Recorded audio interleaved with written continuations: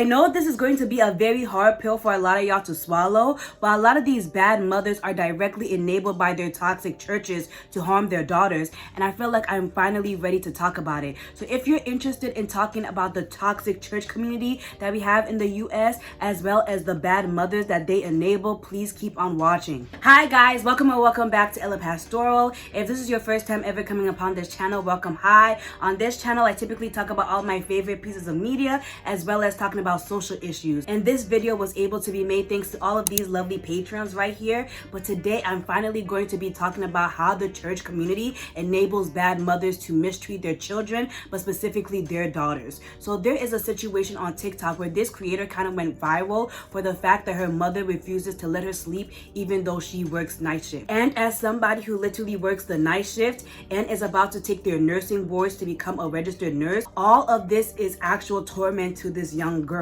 She is in her 20s, I believe, but the fact that she comes from her night shift and she tries to sleep in and her mother refuses to let her sleep is psychological torture. We have seen time and time again how deadly and how detrimental it is to not let someone get their full hours of sleep and how that can affect someone's psyche. But this whole sleep situation isn't the only case of her mother tormenting her. This creator, for practically months at this point, has documented that she cannot have any privacy while living at her mother's house. This includes her trying to use the bathroom and her mother harassing her, saying, "You need to help me, you need to help me, you're spending too much time in the bathroom," to just other wild cases. And I feel like we really need to talk about it. As somebody who has a very toxic church situation going on and also lives with their mother, I related so much to this girl's trauma, and the fact that you guys were invalidating her for all of her experiences really triggered me. So I decided to make a YouTube video talking about this, because we need to talk about how the church plays a gigantic role in enabling these toxic moms. So from this creator practically telling us her business, we found out that the reason that her mother refuses to let her have any alone time or sleep in is because of the fact that her mother is using her as a free resource in order to make herself look good in her church community. So specifically, the religion that this girl is a part of is the Jehovah's Witness community. And if you guys know anything about them, they're a very strong community that shames you if you try to leave. So I saw so many people trying to invalidate her, saying that, hey, you have a GoFundMe now because we feel bad for you, but you having that much money is enough money to leave. And I just feel like, A, people don't know what they're talking about, because the states of moving is literally treacherous, is really expensive. And I think she raised maybe 10K, but that is not enough money for her to quit her job, because she would have to quit her job and to move out. And people underplay the amount of religious manipulation that can come about trying to move out, and I've seen it for myself. I felt so bad for this girl, because if you're in a community like that practically sees how your mother is treating you and either sees this as a part of a normal relationship between a mother and a child, it's just so detrimental, because it's not normal. So I've talked about it several times on my channel, and I'm so sorry for going all over the place, but this is a video that I just feel like there's no script. It's just me talking about this because I'm like, this is a mess. But being raised in an ultra conservative household and seeing how, despite the fact that I would talk to so many people in the church, because you know they always tell you, if you feel like you're being abused, go talk to a trusted individual. I would be gaslit like crazy when I talked about how my mom treated me. Like, even my closest church friends or whatever that I would try to tell about the situation going on in my house would also gaslight me, and people would be like, well, that's just how your mom is, or maybe you need to do better so your mom doesn't treat you that way. But literally, I have never done anything to warrant any of my mom's practical abuse, and I just feel like the way I was getting treated as a kid is how y'all treating this girl right now, and it's a mess. People don't understand how psychologically difficult it is to practically get the strength to leave a situation like that. The fact that she is even making the step to gather money and talking to her job about a city where she can relocate to, and if there's a job opening there, is even brave enough, because when you grow up in spaces like that, where from being a child you're practically conditioned to, if your parent hits you, if your parent neglects you, it's practically seen as you being religiously strong, or is literally justified using the Bible. It's so hard to escape, and people don't understand how hard it is when you grow up in a conservative religious household like that to escape. Because yes, in the perfect world you would say F your family, they don't matter, but being literally literally raised in a situation where that is your family and you have nowhere else to turn to, or if you do try to turn to a family member, they'll force you to still communicate with your abuser. It's hard.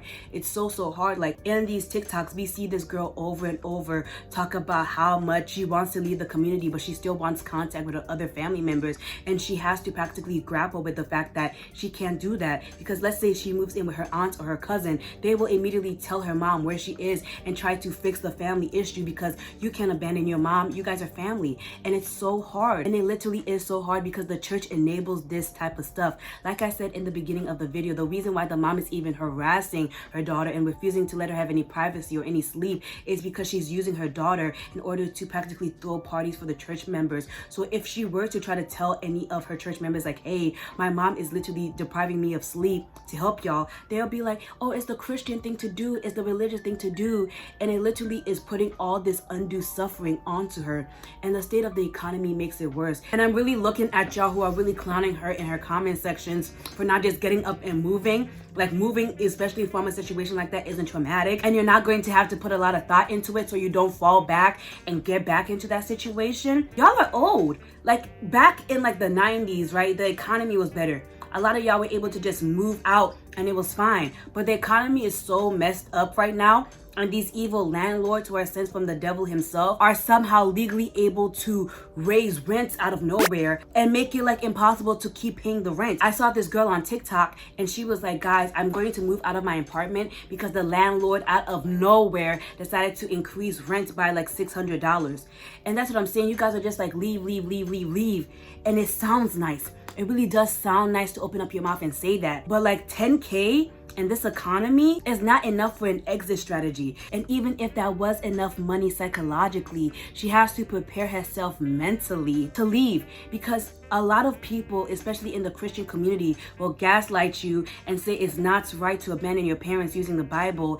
And you have to be strong enough here and religiously sound enough here to be able to say, hell no, I have to put myself first, or else it's going to end up in a double family like unaliving situation, because it gets like that. Not having enough sleep really messes with you psychologically. It literally is known that sleep deprivation is a torture technique, but y'all are just like, go, without having this girl be ready. And what's made me even more mad, and that's why I'm not gonna show no clips or whatever, because YouTube always chooses the weirdest videos to like blow up in the algorithm, and I don't want to contribute to all of this animosity that she's getting right now. But Shawty literally is talking about how she's going to escape, and literally like Satan's strongest soldiers, one of y'all decided to dox her and straight up tell her mom. So all of this hoopla about how she needs to escape, y'all just told her abuser that she was planning to escape, and literally during the time of you trying to leave is when the cases of abuse skyrocket. But y'all decided, just for internet clout or whatever,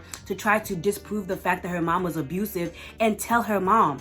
And I just feel like you guys are actually some of the worst people out here, because why would you do that? Why would you do that?